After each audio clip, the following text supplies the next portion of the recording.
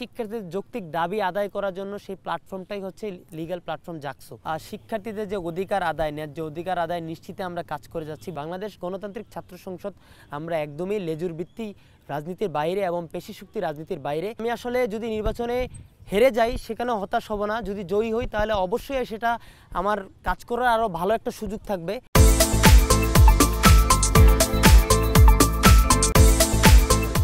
আজকে নির্বাচনের সার্বিক ব্যবস্থাপনা, সার্বিক চিত্র, মাঠ পর্যায়ের কী অবস্থা সেই বিষয়ে আমরা আলোচনা করব। আমাদের সঙ্গে রয়েছে বাংলাদেশ গণতান্ত্রিক ছাত্র সংসদের সমর্থিত প্যানেলের এজিএস প্রার্থী জিয়াউদ্দিন আয়ান। আপনার কাছে প্রথমেই জানতে চাই, এই যে 33 বছর পর নির্বাচন হয়ে হাওয়া বইছে পুরো ক্যাম্পাস জুড়ে, এই সার্বিক চিত্র আপনি কিভাবে দেখছেন? আগামী 11ই সেপ্টেম্বর আমাদের জাকসু নির্বাচন অনুষ্ঠিত হতে যাচ্ছে। এই নির্বাচন নিয়ে বারবারই পিছিয়ে ছিল নির্বাচন তফসিল। শেষ পর্যন্ত আমরা নির্বাচনে আসার আলো দেখছি। আমরা এই মুহূর্তে প্রচারণার সময় চলছে, খুব আমেজ বইছে নির্বাচনের। আমরা ভোটারদের দ্বারপ্রান্তে যাচ্ছি, বিশ্ববিদ্যালয় হলগুলোতে যাচ্ছি, একাডেমিক ক্লাসগুলোতে যাচ্ছি, সেই জায়গা থেকে বেশ ভালোই সাড়া পাচ্ছি। তো সেই জায়গা থেকে খুবই 33 বছর ধরেই আসলে এই নির্বাচনের আমেজ নেই, গণতান্ত্রিক প্রক্রিয়া যে নেতৃত্ব বাছাইয়ের সুযোগ, সেই সুযোগটুকু নেই।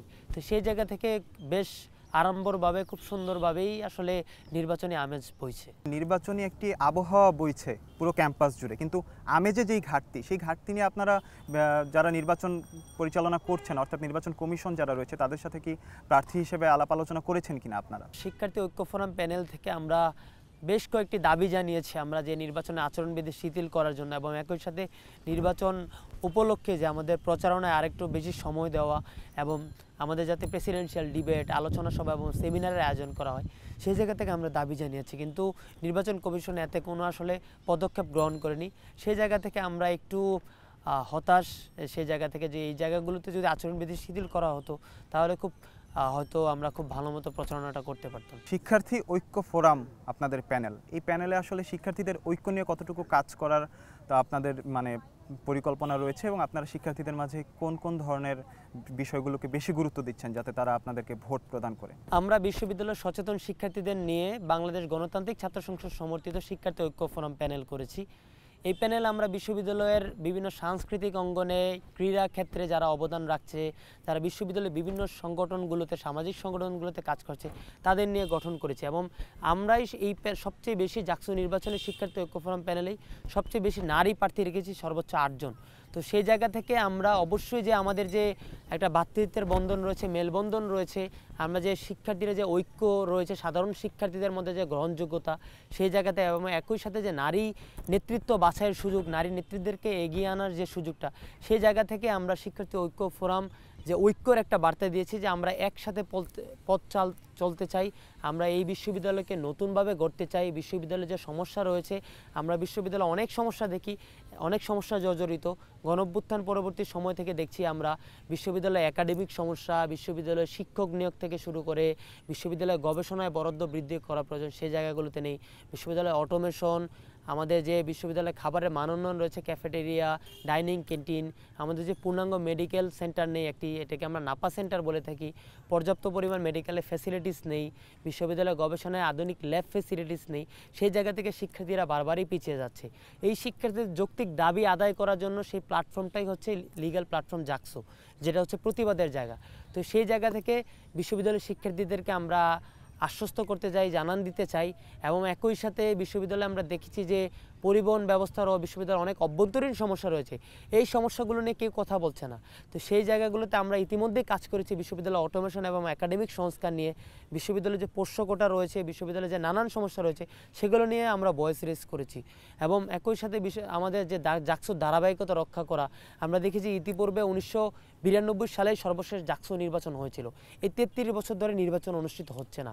তো সেই জাকসুর ধারাবাহিকতা যেন বজায় রাখে, সেই জায়গাগুলো নিয়ে কাজ করছি। আমরা যদি নির্বাচিত হতে পারি, আমরা এই নির্বাচিত প্রতিনিধিরা যেন জাকসুর ধারাবাহিকতা নিশ্চিত করতে পারি। বাংলাদেশের যে নজির রয়েছে, আসলে কোনো দল বা তাদের যে সমস্ত কেন্দ্রীয় কমিটি রয়েছে, কেন্দ্রীয় মতামত রয়েছে, এগুলোর বিরুদ্ধে গিয়ে আসলে কখনোই আমরা এরকম নজির দেখিনি যে সাধারণ শিক্ষার্থীদের হয়ে মাঠ পর্যায়ে তাদের যে প্রতিযোগিতা বা তাদের যে প্রত্যাশা পূরণ করার যে বিষয়টি, আপনি আসলে কতটুকু করতে পারবেন? 24-এর গণঅভ্যুত্থান থেকে সৃষ্ট বাংলাদেশ গণতান্ত্রিক ছাত্র সংসদ, আমরা শিক্ষার্থীদের যে অধিকার আদায়, ন্যায্য অধিকার আদায় নিশ্চিতে আমরা কাজ করে যাচ্ছি। বিশ্ববিদ্যালয়গুলোতে আমাদের গঠনগত সমালোচনা করার সুযোগ রয়েছে। আমরা দেখেছি ইতিপূর্বে বিশ্ববিদ্যালয়ের বিভিন্ন ছাত্র সংগঠন বাংলাদেশের তারা বিশ্ববিদ্যালয়ে তারা গেস্টরুম গণরুম র্যাগিং কালচারের রাজনীতি করেছে, তারা পেশি শক্তির রাজনীতি করেছে। আমরা এই পেশি শক্তির রাজনীতির বাইরে আমাদের যে মেধাভিত্তিক রাজনীতি এবং একটি গবেষণাভিত্তিক বিশ্ববিদ্যালয় তৈরির জন্য এবং জ্ঞানধর্মী বিশ্ববিদ্যালয় তৈরির জন্য আমরা সেই মেধাভিত্তিক বিশ্ববিদ্যালয় গঠনের জন্য আমরা কাজ করে যাচ্ছি। বাংলাদেশ গণতান্ত্রিক ছাত্র সংসদ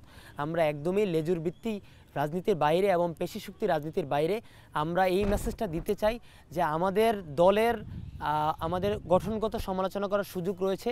আমরা আসলে লেজুর ভিত্তি করছি না কিংবা আমরা পেশি শক্তির রাজনীতি করছি না।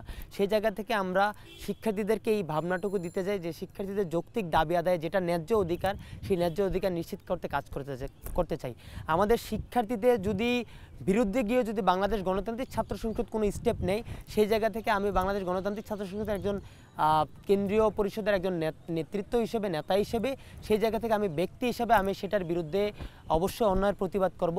তো সেই জায়গা থেকে আমাদের স্ট্যান্ড রয়েছে যে আমাদের গঠনগত সমালোচনা করার সুযোগটুকু রয়েছে, কারণ আমরা গণতান্ত্রিক প্রক্রিয়ায় আমরা বাংলাদেশ গণতান্ত্রিক ছাত্র সংসদ আমাদের যে ছাত্র সংগঠনগুলো আমাদের কাজগুলো করছে এবং বিশ্ববিদ্যালয়গুলোতে আমাদের এই কার্যকর্ম পরিধি আমাদের চালাচ্ছে। আপনাদের যে সমস্ত ভোটাররা রয়েছে তাদের উদ্দেশ্যে আপনি একটি বার্তা দেন এবং পুরো বিশ্ববিদ্যালয় ক্যাম্পাস যারা রয়েছে অর্থাৎ প্রশাসন থেকে শুরু করে সার্বিক বিষয় যারা দেখছেন, নির্বাচন কমিশন থেকে শুরু করে সবার উদ্দেশ্যে আপনি আপনার একটি সংক্ষিপ্ত বার্তা দেন, যে বার্তা আসলে সকলের কাছে যাতে পৌঁছে যায় এবং আপনার যে মেসেজ রয়েছে আপনি একজন প্রার্থী হিসেবে দিতে চান সেটি যাতে তারা পেয়ে যায়। আমরা মনে করি যে আমাদের যে নির্বাচন আচরণবিধি এবং প্রচারণার সেই ব্যারিয়ারটুকু না দিলে হতো নির্বাচনটা আরও বেশি আমেজে পরিণত হতে পারতো। তো সেই জায়গা থেকে আমরা চাই যে আসলে নির্বাচনটি অবাধ ও সুষ্ঠু নিরপেক্ষভাবে অনুষ্ঠিত হোক এবং একই সাথে আমরা যে যৌক্তিক দাবি আদায়ে কাজ করেছি। শিক্ষার্থীরা 33 বছর ধরে সিনেটে প্রতিনিধি ছিল না, আমাদের সিনেটে প্রতিনিধি না থাকার কারণে শিক্ষার্থীরা ন্যায্য অধিকার থেকে বঞ্চিত হয়েছিল। আমরা এক একটা দাবির জন্য এক একটা বারবারই বিশ্ববিদ্যালয় প্রশাসনে যেতে হয়েছে। আমরা সেই দাবিগুলো আমরা বাস্তবায়ন করতে দেখিনি, দৃশ্যমান পদক্ষেপ নিতে দেখিনি। বারবারই আমাদেরকে আশ্বাস দিয়েছে বিশ্ববিদ্যালয়ের প্রশাসন। সেই জায়গা থেকে আমরা চাই যে আমাদের জাতীয় নেতৃত্ব তৈরি কারখানা হচ্ছে এই জাকসু এবং ছাত্র সংসদ নির্বাচনগুলো, এবং একই সাথে এটা হচ্ছে লিগ্যাল একটা স্টুডেন্টদের প্ল্যাটফর্ম, যেটা হচ্ছে প্রতিবাদের জায়গা। আমরা প্রেশার গ্রুপ হিসেবে বিশ্ববিদ্যালয়ের প্রশাসনকে আমরা শিক্ষার্থীদের যে যৌক্তিক দাবি দেওয়া ন্যায্য অধিকারটুকু নিশ্চিত করতে পারবো। তাই আমাদের প্রত্যাশা থাকবে, আশ্বাস থাকবে যে যারা ভোটার রয়েছে জাহাঙ্গীরনগর বিশ্ববিদ্যালয়ের শিক্ষার্থীরা, আপনারা যারা রাজনৈতিকভাবে সচেতন অবশ্যই যারা যোগ্য প্রার্থী তাদেরকেই ভোট দিয়ে নির্বাচিত করবেন। যারা ইতিপূর্বে কাজ করেছে অনেকে তাদের ইশতেহার তুলে ধরেছে, তবে চেষ্টা করবেন যারা ইশতেহারের পূর্বে যারা কাজ করেছে যারা তাদেরকে খতিয়ে দেখা যে কারা তাদের চেষ্টা অব্যাহত ছিল, কারা বিশ্ববিদ্যালয় নিয়ে তাদের ভাবনা রয়েছে সেই জায়গাগুলোতে নিয়ে কাজ করা, এবং তাদেরকে আপনারা ভোট দিয়ে নির্বাচিত করবেন। এবং আমরা একটা ফ্রি অ্যান্ড ফেয়ার একটা ইলেকশন চাই এবং একই সাথে আমরা দেশবাসীর কাছে দোয়া চাই, কারণ আমাদের দেশে জাতীয় নেতৃত্ব তৈরি হচ্ছে না এই ছাত্র সংসদ নির্বাচনগুলো ধারাবাহিকতা বজায় না থাকার কারণে। আমরা 19 সালে দেখেছি যে ডাকসু নির্বাচন হয়েছে, একটা ডামি নির্বাচন অনুষ্ঠিত হয়েছে।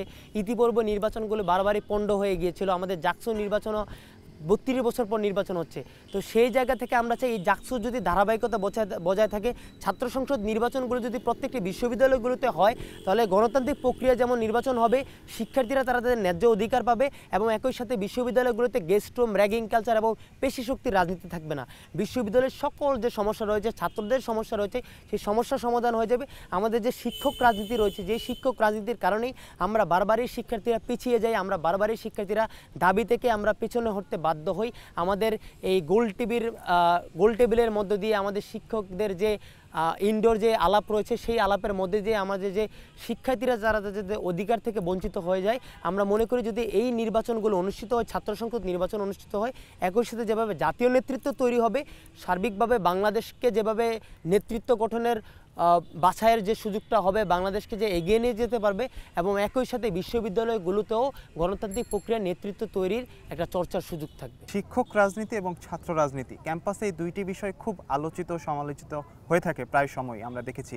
জাহাঙ্গীরনগরের ব্যতিক্রম নয়। তো বর্তমান প্রেক্ষাপটে আপনি শিক্ষক রাজনীতি এবং ছাত্র রাজনীতির কী চিত্র দেখছেন এবং এই উভয় রাজনীতি আসলে আপনাদের যে নির্বাচন রয়েছে, জাকসু রয়েছে, ভবিষ্যতের যে প্রেক্ষাপট রয়েছে সব কিছুতে আসলে বিরূপ প্রভাব ফেলবে কিনা? জাকসু নির্বাচনে অনেক শিক্ষক পরোক্ষভাবে তারা এই নির্বাচনে প্রভাব ফেলছে, পরোক্ষভাবে তারা নির্বাচনী প্রচারণার সাথে যুক্ত হচ্ছে। কয়েকটি ছাত্র সংগঠনের এবং কয়েকটি শিক্ষক ফোরাম রয়েছে যারা বিভিন্ন দলের এজেন্ডা বাস্তবায়ন করে।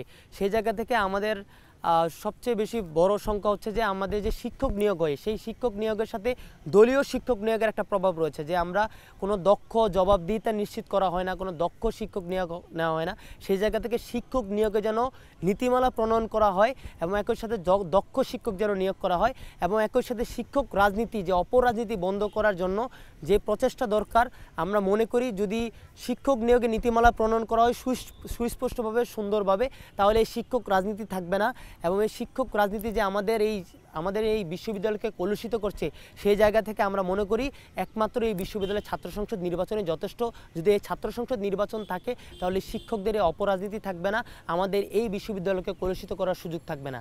তাই আমরা চাই যে আমাদের এই ছাত্র সংসদ নির্বাচনগুলো অনুষ্ঠিত হোক, এটা ধারাবাহিকতা বজায় থাকুক। বিশ্ববিদ্যালয়ে ছাত্র রাজনীতির কোনো রূপরেখা নেই, বিশ্ববিদ্যালয়ে যে ৭৩-এর অ্যাক্ট রয়েছে সেখানে কোনো রূপরেখা নেই। আমরা দেখি যে বহিরাগত এসে, বিভিন্ন কেন্দ্রীয় নেতৃবৃন্দ এসে বা বিভিন্ন রাজনৈতিক দলের নেতারা এসে বিশ্ববিদ্যালয়ে তারা প্রোগ্রাম করে, তারা অনুষ্ঠান সেমিনার করে যাচ্ছে, অবাধে তাদের এটা বিচরণ হচ্ছে এবং বিশ্ববিদ্যালয়ের বাহিরের বিভিন্ন এলাকার বিভিন্ন উপজেলার নেতা এসে এই জায়গায় প্রোগ্রাম করে যাচ্ছে।